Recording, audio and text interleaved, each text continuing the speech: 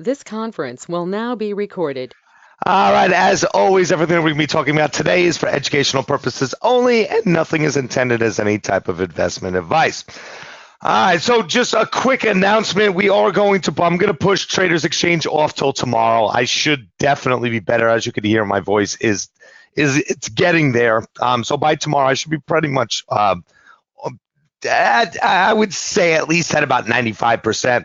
But I want to make sure that we can get through our classes. So, at this point, I don't want to kind of push myself too much, but we're definitely, we 100% will get Traders Exchange done this week. So just keep that in mind. 95 cats, says HB.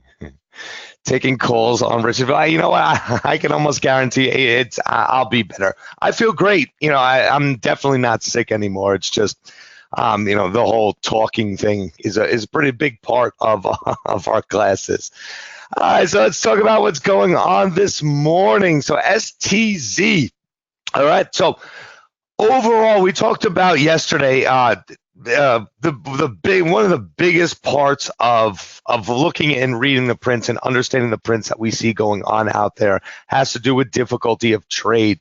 And when we look at STZ, there are not many orders out there whatsoever. So when I see bursts like this coming in 20,000, 51,000, at that 150, 150 level, we're certainly getting a whole bunch of selling, which I really like to see. It's giving us a very great show of hand.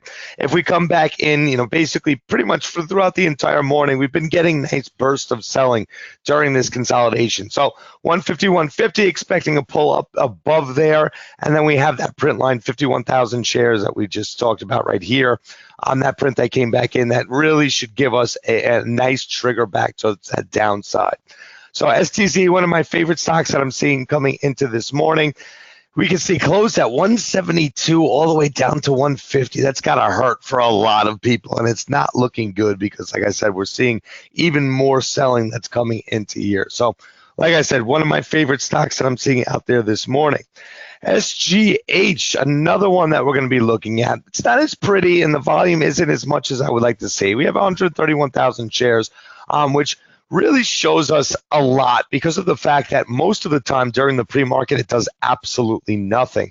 But my biggest thing with this is that we're just not seeing many prints, not many bigger prints that have came into it whatsoever. So even though we have a big move, a big move coming in, just not.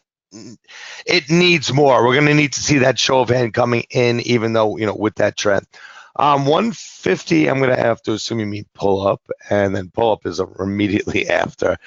So it's an interesting because the amount that it's moved down, $1.50 is absolutely nothing. So we have to kind of take it up. It hasn't really showed its personality on what it looks like for a pull up yet. And that's really what we're going to have to look and see. So as it comes back up, we need to see what kind of buying that's going to be coming into it. Overall, it could just continue to be an exception. Well, I'm going to tell you right now, it's going to be an exception stock. Okay, the amount that it's moved down, and it's just it almost guaranteed is going to be an exception. So $1.50 pull up is nothing compared to how much that it's moved so far. But it literally could go either way at this point. So I'm really going to be looking to see, once we come in, what the market makers are going to start to do. They've given us our direction, but they have not shown us exactly how it's looking to trade yet. But $1.50 on its pull up, I'm going to tell you right now, expect more. $1.50 is not going to be enough for me at all. It's down $24. Am I reading right? Yep. So if you look, it closed at 172.34. The market opened right here at about 174. Right there. So it's down to about $1.50. Yep, you're talking about 24. Who's short their CEO? Who shot their CEO? Yeah. So once again, $1.50 pull-ups and pull-downs on this stock. You think more. Think way more than $1.50, but you have to understand, you have to look at what it's going to be trading like, and it hasn't shown us it yet. It's shown us what its direction is. It hasn't really shown us its rules because considering the entire time that we've been getting that selling, it's really just been coming down. But let's just take a look right here. Okay, so if you look at 165, we had not much selling at all, but look at the pull-up that it gave. So 165 all the way back up to, we're talking about almost one, give or take 169 in that area. So once again, expect a bigger pull from there. We're talking about STZ, Constellation Brands. And then VTVT. So yesterday, you guys saw a bunch of buying that was coming into here. Obviously, during class times, I don't really get to see many of the stories that are out there. But one thing that you do want to look at is this daily chart that we're sitting here on VTVT with the amount of buying that you guys saw coming in towards the end of the market. So if we look right here at our, pretty much on the measured move. So the pattern that we have here on the measured move is basically telling us 5 in that area. So the amount of buying that we have there shows 5. And even though it's not really doing anything yet, I'm going to keep this on our regular list to make sure that we're paying attention to. All right, so let's take a look at our scanners. Let's see what else we have going on here. We have ATOS. Now, I'm going to put this on our side list. The thing about this is I'm not really happy at all. If it lets me go back, you can see at 150, we really didn't get many prints that came in. It didn't really show us any controlling prints or any real buying that was coming. Now, one thing that I really do like about it is that it's not really trading much right now, and it is still holding above that 160 level. Okay, so our variables come into play with these cheaper stocks. If we see that sell-off come in as soon as the market opens, I'm not even going to look at it. But if it does hold, and we really don't see that much selling coming in, because it does have some decent buying that's came in, not really any of the controlling levels, but does have some decent buying. So we'll see, we're certainly still going to watch it. But once again, if we start to see that sell off immediately upon open, not really going to be doing much for us. PSTI, 143,000 shares, but absolutely nothing. CHK, another one, nothing going on there. Now, CGC, it went up a bunch yesterday in the aftermarket, but not really seeing anything that gives us much coming into the beginning of the market. Right here coming in, you can see, right at 430, right at the aftermarket point when it was going up, we did get a nice burst of buying. But since the market's open, just nothing really there. So because of that, it's showing us that it's going to make more of a move today than it usually does, but it's not showing us really anything of what's going to happen yet. So it's going to go on our side list. But once again, it's going to have to give us some type of controlling print, some type of bigger buying for us to really do anything with. All right, MU. So MU, we know we have some pretty decent prints coming in at that 35 level. The one thing about this is that I would expect a lot more, especially for a stock like MU. It trades a whole bunch of shares. So it's not as much as I would like to see, but certainly going to be looking for that pullback at 35. And then, a decent move up. Just remember, MU doesn't really trade much, so don't expect too much of it. Next one coming in, we have DNR, 107,000 shares, but just not really anything going on there either. Moving over to our loser side of things, it's a lot weaker. So we have SGH, which we've already spoken about. We have AKRX, 236,000 shares, but doing absolutely nothing. DWT is going to be an ETF. We have VHC, 229,000. Nothing going on there either. AXSM, absolutely nothing. And then BILI, 149,000 shares, but not doing any type of real trading. TLRI moved over news last night, not in the right direction. Well, TLRY, as I told you guys, this is a long-term trade.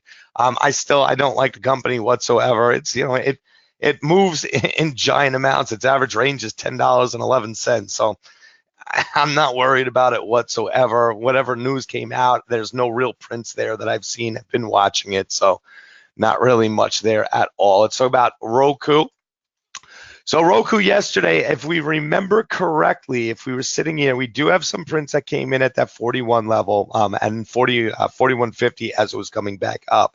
Now, did it make its money coming there? No, not really at all. But one of the more interesting things that we've seen there is what we talked about in class yesterday, those prints that we had right over the 40.50 level. So we're underneath them right now. This morning hasn't really shown us anything that's too great. Yesterday coming into close, you had a little bit of buying, but remember those prints that we talked about in class yesterday at 41.57, I believe. And it showed us a real true show of hand. Moving over, let's see, PCG. Oh, well, no, that will absolutely, Andy. There's more selling at 39 and 38. There's tons of selling that came into it. We have a little bit of buying that showed a little bit of an extended pull up coming there, but overall still showing down. And those bid prints at 41, at 40.57 are what I'm most interested in. AMD I have not looked at in 2 weeks, so I'm not going to give you any type of opinion on there. PCG, we know where it needs to go. We have huge selling at the 16 level. We have huge selling at the 1650 level. This entire pull up, this entire move up that came from yesterday was all based off of the huge selling that we saw going into it. So I'm still bearish there. We have, and yeah, see, the selling at 17 wasn't as much as 16, 15, 16, but yes, there's pretty much selling all the way down on all the major levels, 17, 16, 15, and 16. Nugget, can you talk to us about Nugget ETF? Some of you play. All right, so Nugget is basically, as an ETF, I do not look at Nugget as a stock. I don't really. I mean, don't get me wrong, I do watch it as a stock. It's got tons and tons of buying that's been coming back into it. And with the political climate, when things hit the fan, we're going to end up seeing Nugget come back up. So overall, this is, and especially with what Pritesh has been talking about, this is a play that's mostly based off of research, not as much with prints, but the prints are definitely correlating with the fact that we're going to be looking for it to come back up. Facebook, we have huge selling at 142, at 137, at 132. From what I have in my notes, I did not, obviously I wasn't here last week, so I did not see what happened last week. So most of what we're seeing here is a pull up. I see a lot of stocks that are way above where they're looking to go. And then SQ is the same type of deal. SQ is above, but remember, it trades on usually trades $4.54 on average. It traded $2.65 yesterday on good volume. So that move up, it could have exploded a lot more than what we saw coming back into it. I'm still expecting this thing to come back down underneath the 60 before we really see any type of move up. And guess what? If it continues up, that's great. It's not a high probability play based off the prints that we saw coming back into it. If you look in the high probability, high percentage plays channel, okay, until it comes underneath that selling that I saw coming back in, it's not a high probability play to the upside. It still needs to come back down underneath there. Apple's an interesting one because you know what? I'm going to look at other things. Apple at 150 had great buying prints that came into it, but it also had really great selling prints and overall has amazing selling underneath. So basically looking at the daily chart, it would show us that it wants to get up to basically fill in that gap before we end up seeing a big bar underneath that staircase. So I do not believe in Apple towards the upside, even though we had those prints that came in at 935. We talked about it a lot yesterday in class, but overall, I'm not a buyer within it at all. I'm still bearish 100%. They cut products by 10% yesterday. Okay, well, there we go. And somehow to this morning, it woke up. It woke up. But guess what? The market's starting to catch up to it. So I do not expect it at all how for it to be coming back down. For it to continue back up. I'm still looking for it to come back down. The only thing that it really wants to do on the upside is fill in this gap, and that's just a typical things that stocks do. So overall, it's looking like we're going to have a pretty good market. Now today, classes 10 a.m. and then also 3 p.m. We are going to finish up our talks on variables and the variables that we're going to be going over and how to use variables as high percentage plays. And then obviously, as we've spoken about, level 2 will be how to actually see them within a stock itself, and level 3 how to actually trade them. So looking forward to all those. Now, anything else out there that I missed?